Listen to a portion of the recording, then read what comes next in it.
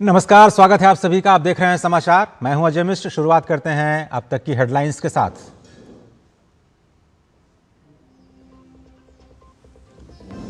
भारत रूस के बीच द्विपक्षीय वार्ता के बाद अहम करार। पीएम मोदी और राष्ट्रपति पुतिन की मौजूदगी में कई समझौतों का हुआ आदान प्रदान।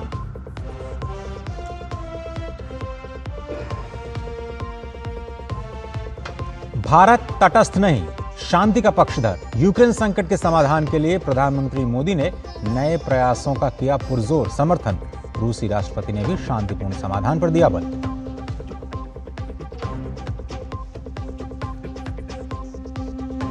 रूस के राष्ट्रपति व्लादिमीर पुतिन का राष्ट्रपति भवन में औपचारिक स्वागत। राजघाट जाकर पुतिन ने महात्मा गांधी को दी श्रद्धांजलि।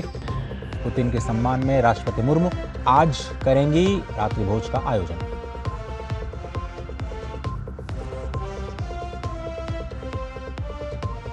आरबीआई ने रेपो रेट में 25 बेसिस अंकों की कटौती का किया ऐलान। रेपो रेट कटौती के बाद अब 5.25% पर पहुंचा। लोन लेने वालों की ईएमआई में आ सकती है कमी।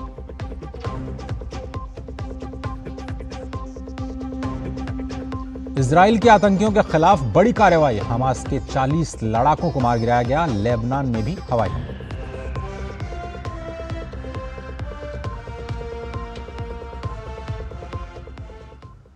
इन सभी खबरों को देखते हैं विस्तार से। 2 दिनों के लिए भारत दौरे पर आए रूस के राष्ट्रपति व्लादिमीर पुतिन ने हैदराबाद हाउस में आज प्रधानमंत्री नरेंद्र मोदी के साथ मुलाकात की। दोनों नेता द्विपक्षीय संबंधों में प्रगति की समीक्षा के लिए एक साथ आए। प्रधानमंत्री नरेंद्र मोदी और रूस के राष्ट्रपति व्लादिमीर पुतिन के बीच द्विपक्षीय वार्ता भी हुई। दोनों नेताओं ने आपसी और वैश्विक हितों से जुड़े मुद्दों पर बातचीत की। प्रधानमंत्री नरेंद्र मोदी ने रूस के राष्ट्रपति व्लादिमीर पुतिन की यात्रा को ऐतिहासिक बताते हुए आपसी रिश्तों के 25 साल पूरा होने पर खुशी व्यक्त की है। पीएम ने कहा कि 2001 में व्लादिमीर पुतिन की पहली बार भारत की यात्रा में ही स्ट्रैटेजिक पार्टनरशिप की मजबूत नींव रखी गई थी।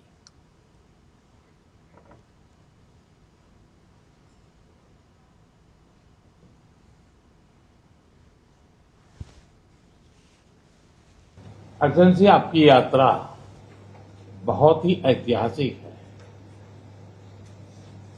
2001 में जब आपने कार्यभार संभाला और भारत की आपकी यात्रा पहली हुई, उसको आज 25 साल हो गए और उस पहली यात्रा में ही स्ट्रेटेजिक पार्टनरशिप की एक मजबूत नींव रखी गई थी। मेरे लिए पर्सनली भी खुशी की बात है कि आपके साथ मेरे परिचय को और संबंधों को उसको भी 25 साल हो गए हैं।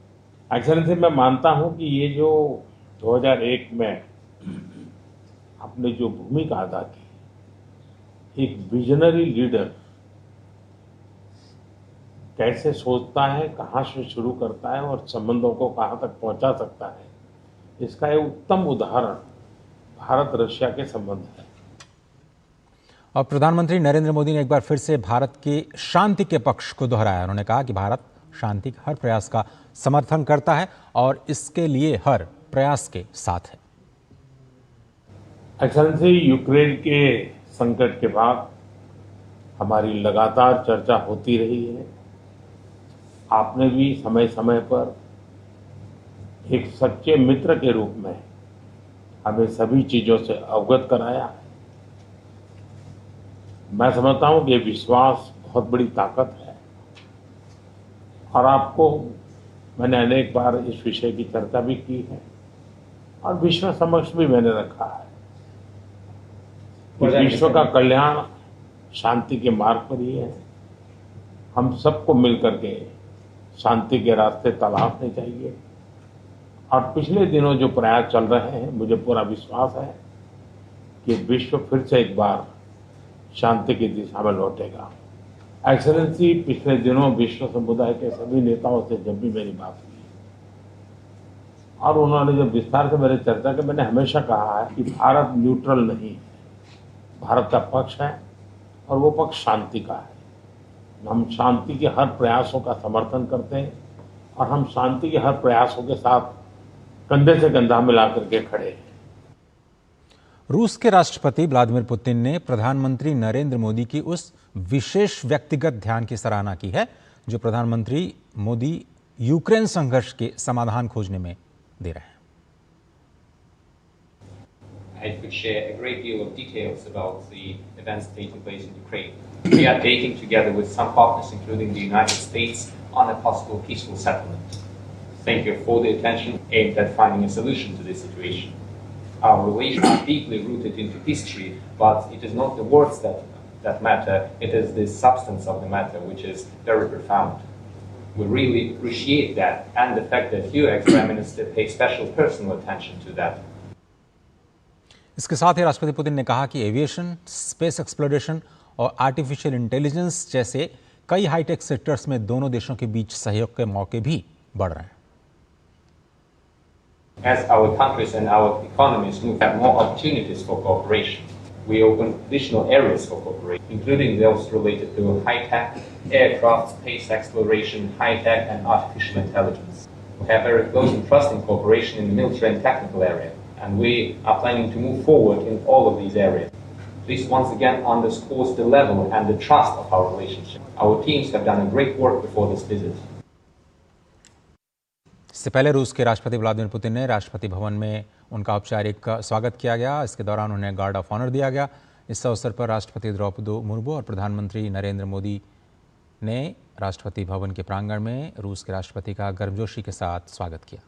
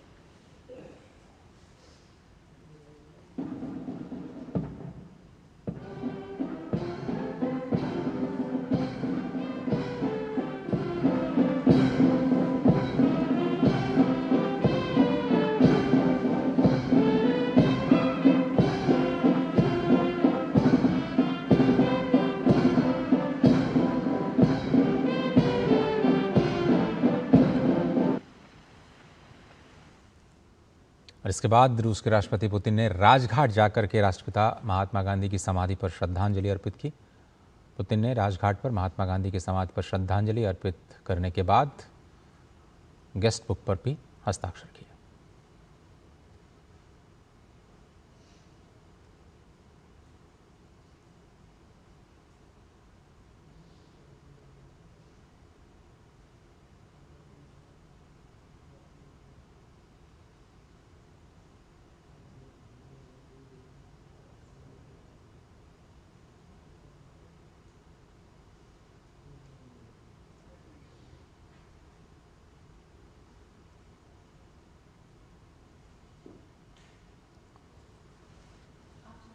रेल मंत्री अश्विनी वैष्णव ने लोकसभा में प्रश्नकाल के दौरान जानकारी दी कि बलिया से होकर के अब 82 ट्रेन का संचालन हो रहा है। वहीं बलिया रेलवे स्टेशन का पुनर्निर्माण का काम भी लगातार जारी है, जिसमें बलिया के इतिहास को भी शामिल किया जाएगा। आज बलिया में 82 ट्रेन सर्विसेज चल रही है और जिसकी कंप्लीट लिस्ट इस आंसर के साथ रखी है। और इसके अलावा भी बलिया स्टेशन का कंप्लीट नवनिर्माण किया जा रहा है, जिसमें बलिया की जो सांस्कृतिक और ऐतिहासिक धरोहर है, दृष्टिकोण है, उसको भी उस डिजाइन में इंक्लूड किया गया है। संसद से वक्फ कानून पास होने के बाद सरकार ने उम्मीद पोर्टल लॉन्च किया था। इस पोर्टल पर देश की सभी वक्फ संपत्तियों को पंजीकृत कराने की आखिरी तारीख 5 दिसंबर थी।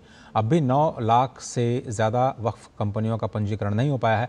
इस कड़ी में केंद्रीय अल्पसंख्यक मंत्री किरेन रिजिजू ने कहा कि जिन लोगों ने पोर्टल पर संपत्ति पंजीकरण करने की कोशिश की लेकिन किसी वजह से पंजीकरण नहीं हो पाया, उन लोगों के लिए पंजीकरण की तारीख बढ़ाने के अनुरोध पर विचार किया गया है और अगले 3 महीने तक कोई जुर्माना नहीं लगाया जाएगा।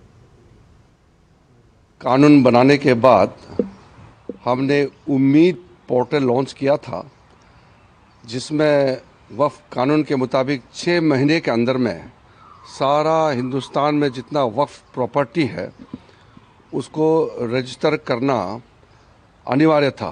कंपलसरी रजिस्ट्रेशन के लिए 6 महीने दिए गए थे। उम्मीद पोर्टल का आखिरी दिन को एक्सटेंशन किया जाए, ऐसा रिक्वेस्ट आया है। 3 महीने तक हम कोई कठोर कदम नहीं उठाएंगे, कोई पेनल्टी नहीं लगाएंगे। जो लोग रजिस्ट्रेशन नहीं कर पाया अभी तक, किसी कारण से पोर्टल में नहीं आ पाया, वो ट्राइब्यूनल के पास जाना चाहिए और ट्राइब्यूनल के पास में अधिकार है कि अगर आपके पास में रजिस्ट्रेशन नहीं हो पाने का कोई कारण है तो ट्राइब्यूनल आपका तारीख को 6 महीने और बढ़ा सकते हैं। तमिलनाडु में कार्तिकेय दीपम विवाद की गूंज अब लोकसभा में भी सुनाई दी। बीजेपी सांसद तेजस्वी सूर्या ने राज्य की स्टालिन सरकार पर आरोप लगाया कि सनातन के विरोध में दक्षिण में राजनीतिक गठबंधन हो चुका है। उन्होंने कहा कि हाईकोर्ट की ओर से अनुमति के बावजूद राज्य की डीएमके सरकार ने मंदिर में दिया तक नहीं जलाया। कांग्रेस, डीएमके और कम्युनिस्टों के एक अनस्पोकन अनरिटन अलायंस बन चुकी है, जो सनातन धर्म के खिलाफ और भारत के संविधान के खिलाफ एक प्रकार के एक अनरिटन अलायंस इन लोगों ने बना दिया। तो लोग पूरे दक्षिण भारत में इन सभी चीज़ों को देख रहे हैं and I am very confident at the appropriate time, जब कर्नाटका में मौका मिलेगा तब तमिलनाडु में अगले साल ही मौका मिलेगा, लोग और जनता इसके लिए जवाब देंगे। और इसी मुद्दे पर डीएमके ने लोकसभा में हंगामा भी किया। डीएमके ने आरोप लगाया कि बीजेपी नेता सांप्रदायिक सौहार्द बिगाड़ रहे हैं। आपको बता दें कि इस विवाद में बीजेपी के कई नेताओं की गिरफ्तारियां भी की गई हैं। Only 10% were allowed by the court. A big mob has gone inside, broke all the barricades, hit the high police officers, and they went and lighted.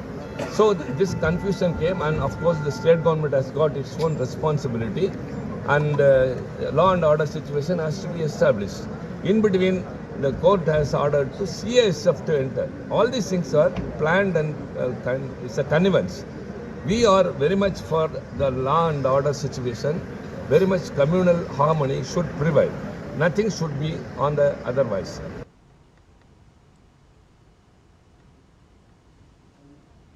The MPC voted unanimously. और आरबीआई गवर्नर संजय महलोत्रा के नेतृत्व वाली monetary policy committee ने अब repo rate पर अपना अंतिम फैसला सुना दिया है। आरबीआई ने रेपो रेट में 25 बेसिस अंकों की कटौती की है।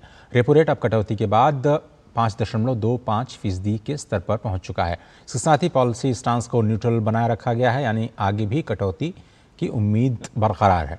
रेपो रेट में कटौती होने से होम लोन और दूसरे लोन्स पर ईएमआई में कमी आ सकती है।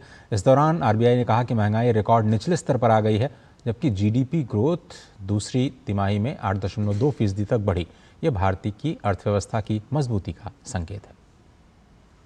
The MPC voted unanimously to reduce the policy repo rate by 25 basis points to 5.25% with immediate effect. Consequently, the STF rate under the LAF shall stand adjusted to 5% and the MSF and bank rate to 5.5%. The MPC also decided to continue with the neutral stance. The projections for average headline inflation this year and Q1 next year have been further revised downwards. Core inflation, which had been rising steadily since Q1 last year, eased at the margin in Q2 this year and is expected to remain anchored in the period ahead. So both headline and core inflation are expected to be at or below the 4% mark during the first half of next year. Bengaluru के कैंपेगौड़ा अंतर्राष्ट्रीय हवाई अड्डे से उड़ानों में भारी व्यवधान रहा। रात से अब तक करीब 70 से ज़्यादा उड़ानों में बाधा आई है। इसके बाद अब तक कुल 22 उड़ानों को रद्द कर दिया गया है, जबकि 50 से ज़्यादा उड़ानों में देरी दर्ज की गई है। सॉफ्टवेयर से जुड़ी तकनीकी वजहों के चलते कोलकाता, दिल्ली, मुंबई, देहरादून वाराणसी, अहमदाबाद, पुणे, चेन्नई, भोपाल समेत कई शहरों के लिए उड़ानों में व्यवधान हुआ। समय पर उड़ानें न होने से एयरपोर्ट पर यात्रियों को भारी परेशानी का सामना करना पड़ रहा है। नियत समय पर पहुंचने के बावजूद यात्री अपनी मंजिल तक समय पर नहीं पहुंच पा रहे, जिससे कई लोगों ने अपना आक्रोश व्यक्त किया है। बताया जा रहा है कि इंडिगो की 500 से ज़्यादा उड़ानें रद्द होने की संभावना है। पिछले 3-4 दिनों से लगातार ये समस्या बनी हुई है। यात्री अपने गंतव्य तक लौटने में असमर्थ हैं और उड़ानें न होने की वजह से कठिनाइयाँ झेल रहे हैं। इस बीच इंडिगो के कर्मचारी भी यात्रियों को सही जानकारी नहीं दे पा रहे, जिससे लोगों का गुस्सा और भी बढ़ गया।